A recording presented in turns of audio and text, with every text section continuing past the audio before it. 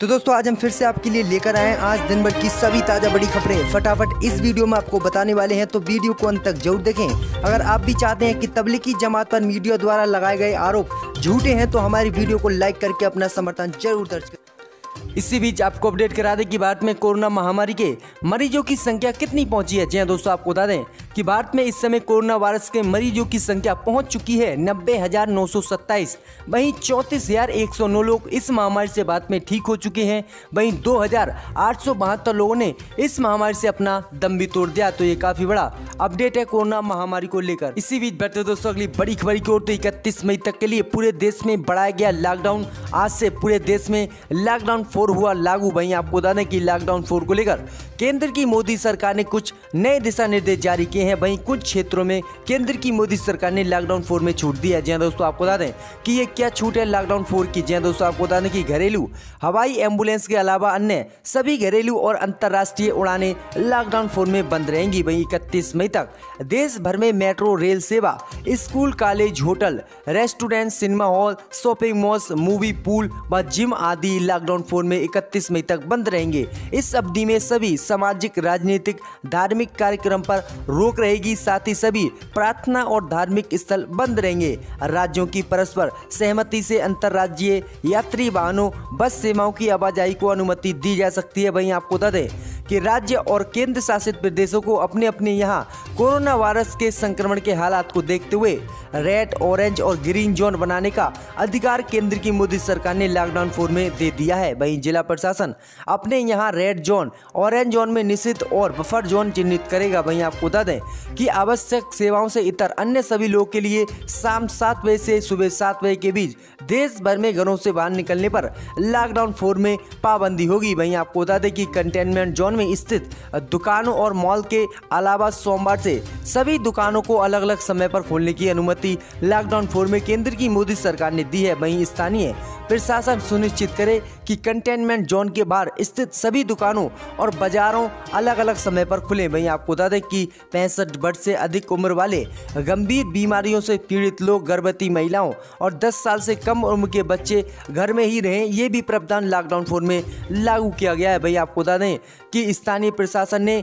इस लॉकडाउन 4 में ये भी कहा है कि सभी दुकानें सुनिश्चित करें कि उनके ग्राहक एक दूसरे से 6 फुट की दूरी पर रहें और एक समय पर 5 लोग से ज्यादा को वहां पर रहने की अनुमति नहीं दी गई। तो ये काफी बड़ी गाइडलाइन जो है केंद्र की मोदी सरकार की तरफ से लॉकडाउन 4 को लेकर लागू की गई है। वहीं आज से पूरे देश में लॉकडाउन 4 लागू हो चुका है। इसी बीच बढ़ते दोस्तों अगली बड़ी खबर की ओर, तो प्रियंका गांधी पर मायावती ने कसा तंज, कहा कांग्रेस अपनी 1000 बसें पहले पंजाब व चंडीगढ़ भेजे। जी हां दोस्तों, आपको बता दें कि उत्तर प्रदेश में अब प्रवासी मजदूरों की घर वापसी को लेकर राजनीति शुरू हो गई है।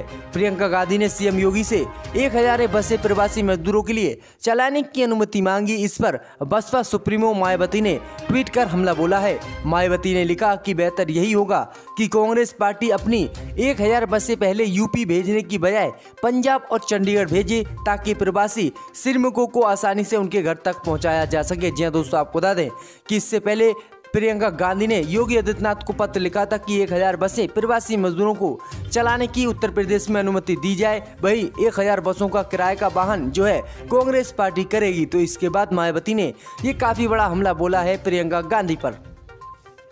इसी बीच बढ़ते दोस्तों अगली बड़ी खबर की ओर, तो लॉकडाउन 4 में दिल्ली वालों को मिलेगी कितनी छूट, आज केजरीवाल सरकार करेगी बड़ा ऐलान। जी हां दोस्तों, आपको बता दें कि केंद्र की मोदी सरकार ने लॉकडाउन 4 की घोषणा कर दी और आज पूरे देश में लॉकडाउन 4 लागू भी हो गया है। वहीं लॉकडाउन 4 पर दिल्ली के मुख्यमंत्री अरविंद केजरीवाल ने कहा कि केंद्र के दिशा निर्देश दिल्ली सरकार द्वारा लाखों दिल्ली वासियों के सुझावों के आधार पर भेजे गए प्रस्ताव के अनुरूप है। केजरीवाल ने कहा कि यदि कोरोना के मामलों में दिल्ली में बढ़ोतरी होती है तो हमने अपनी स्वास्थ्य सेवा प्रणाली को दुरुस्त और तैयार करने के लिए लॉकडाउन अवधि का उपयोग करना होगा। आगे केजरीवाल ने कहा कि जब कुछ हद तक इन पर पाबंदियों में ढील दिए जाने की आवश्यकता है। जी दोस्तों, आपको बता दें कि आज जो है केजरीवाल प्रेस कॉन्फ्रेंस कर दिल्ली वासियों को लॉकडाउन 4 को लेकर कोई बड़ा ऐलान कर सकते हैं और किन किन चीजों को दिल्ली में छूट मिलेगी इस पर भी केजरीवाल आज बड़ा ऐलान कर सकते हैं। तो ये काफी बड़ा बयान दिया है अरविंद केजरीवाल ने। इसी बीच बढ़ते दोस्तों अगली बड़ी खबर की ओर, तो घर वापसी के लिए राजकोट में सड़कों पर उतरे मजदूर तोड़फोड़ में एसपी घायल। जी हां दोस्तों, आपको बता दें कि आज से पूरे देश में लॉकडाउन 4 लागू हो गया है, लेकिन अभी प्रवासी मजदूरों के गृह राज्य लौटने का ना तो सिलसिला कम हुआ और ना ही बेचैनी। हरियाणा, पंजाब, दिल्ली के बाद गुजरात के राजकोट में भी घर जाने की मांग को लेकर प्रवासी मजदूर सड़क पर उतर आए हैं। गुजरात के राजकोट में सापर बेरावाल हाईवे पर रविवार को आक्रोशित मजदूरों ने जमकर हंगामा किया है। आक्रोशित मजदूरों ने तोड़फोड़ की और कई वाहनों को क्षतिग्रस्त भी कर दिया है। इस दौरान मजदूरों को शांत कराने की कोशिश में राजकोट के पुलिस अधीक्षक बलराम मीणा घायल हो गए हैं। वहीं पत्रकार और पुलिसकर्मी भी घायल हुए हैं। काफी मशक्कत के बाद मजदूरों को घर भेजने का आश्वासन देकर प्रशासनिक अधिकारियों ने किसी तरह शांत कराया है। बताया जा रहा है कि 500 से अधिक मजदूर अपने गृह राज्य जाने के लिए निकले थे। जब ये निर्धारित स्थान पर पहुंचे तो परिवहन के लिए किसी भी साधन की व्यवस्था नहीं थी, जिसके बाद इस मजदूरों ने अपना धैर्य खो दिया और आक्रोशित होकर तोड़फोड़ की। वहीं पुलिस को भी इन प्रवासी मजदूरों ने गुस्से में नहीं छोड़ा है। तो ये काफी इसी बीच बढ़ते दोस्तों अगली बड़ी खबर की ओर। तो एक जिले से दूसरे जिले में जाने वाले के लिए क्वारंटीन अनिवार्य नहीं, सीएम अशोक गहलोत। जी हां दोस्तों, आपको बता दें कि राजस्थान के मुख्यमंत्री अशोक गहलोत ने कहा कि हॉटस्पॉट और कर्फ्यू एरिया को छोड़कर प्रदेश में एक जिले से दूसरे जिले में जाने वाले व्यक्तियों को 14 दिन के लिए क्वारंटीन नहीं किया जाएगा। केवल उन्हीं लोगों को क्वारंटीन करें जिनमें सर्दी, खांसी व जुकाम के लक्षण पाए जाएं। उन्होंने ये भी निर्देश दिए हैं कि सीमावर्ती जिलों के औद्योगिक क्षेत्रों जैसे भिवाड़ी, नीब, राणा आदि में प्रतिदिन व्यावसायिक गतिविधियों के लिए आने वाले दूसरे राज्यों के उद्यमियों एवं श्रमिकों को भी क्वारंटीन नहीं किया जाए। प्रवासियों के सुरक्षित आवागमन, क्वारंटीन एवं शिविरों की व्यवस्था को लेकर उच्च स्तरीय बैठक की समीक्षा करते हुए मुख्यमंत्री ने ये कही 2 बातें कही हैं। वहीं आपको बता दें कि आज से पूरे देश में लॉकडाउन 4 भी लागू हो गया है। इसी बीच बढ़ते दोस्तों अगली बड़ी खबर की ओर। तो लॉकडाउन 4 में सिर्फ स्पेशल श्रमिक ट्रेन, पार्सल मालगाड़ियां ही चलाएगा रेलवे। जी हां दोस्तों, आपको बता दें कि भारतीय रेलवे ने रविवार 17 मई को कहा कि लॉकडाउन के चौथे चरण यानी लॉकडाउन 4 के दौरान श्रमिक स्पेशल ट्रेन, अन्य विशेष रेल मालगाड़ियां, पार्सल सेवाएं और मालगाड़ियों का ही परिचालन चालू रहेगा। सरकार ने चौथे चरण में लॉकडाउन को 31 मई तक के लिए बढ़ा दिया है। भारतीय रेलवे ने अपनी सभी नियमित यात्री गाड़ियों के परिचालन पर 30 जून तक रोक लगा दी है। रेलवे ने कहा कि रेल परिचालन के संबंध में लॉकडाउन के तीसरे चरण के दौरान जारी किए गए दिशा निर्देश यथावत लागू रहेंगे। वहीं आगे उन्होंने कहा है कि लॉकडाउन 4 में सिर्फ श्रमिक स्पेशल ट्रेनें जो चल रही हैं वहीं चलाई जाएंगी, वहीं मालगाड़ियां भी चलाई जाएंगी। वहीं आपको बता दें कि जो भी टिकट बुकिंग करवाई थी रेलवे ने, बहुत सारी ट्रेनें अब रेलवे ने 30 जून तक के लिए बंद कर दी हैं। तो ये काफी बड़ा कदम उठाया है रेलवे ने।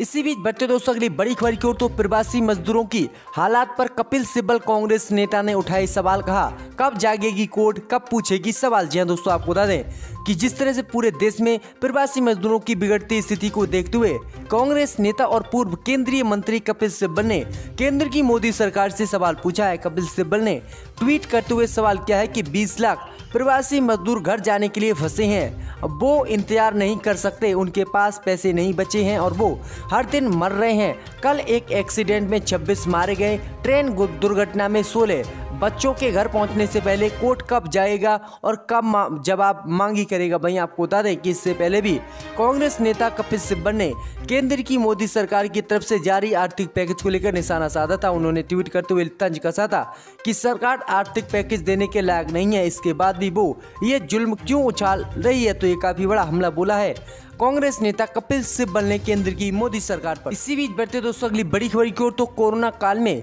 प्रधानमंत्री नरेंद्र मोदी के फैसले से देश को अलग पहचान मिली, प्रकाश जावड़ेकर। जी दोस्तों, आपको बता दें कि केंद्रीय सूचना व प्रसारण मंत्री प्रकाश जावड़ेकर ने प्रधानमंत्री नरेंद्र मोदी के कोरोना काल में दिए गए 20 लाख करोड़ रुपए के आर्थिक पैकेज को ऐतिहासिक करार देते हुए इसकी आलोचना कर रहे विपक्ष यानी कांग्रेस को आड़े हाथ लिया है। उन्होंने कहा कि प्रधानमंत्री नरेंद्र मोदी द्वारा कोविड-19 के खतरे को बहुत पहले भांप लेने के साथ साथ सतर्क निर्णायक कदम उठाने से देश में कई लाभ हुए हैं। उन्होंने कहा कि इस वायरस को धीमा करने के लिए प्रधानमंत्री मोदी ने बहुत सारे कदम उठाए हैं। अब तो प्रधानमंत्री द्वारा दी गई देश को महत्वपूर्ण क्षति से बचाने की त्वरित कार्रवाई को राष्ट्रीय और अंतर्राष्ट्रीय स्तर पर सराहा जा रहा है। जावड़ेकर ने अपने ब्लॉग में लिखा कि जब किसी देश पर कोई संकट आता है तो वह उसके शीर्ष नेतृत्व को एक से अधिक तरीकों से परखता है। सबसे पहले जब कोई संकट आता है तो उसके प्रति तत्काल प्रक्रिया महत्वपूर्ण है। वहीं जावेद ने कहा कि प्रधानमंत्री मोदी के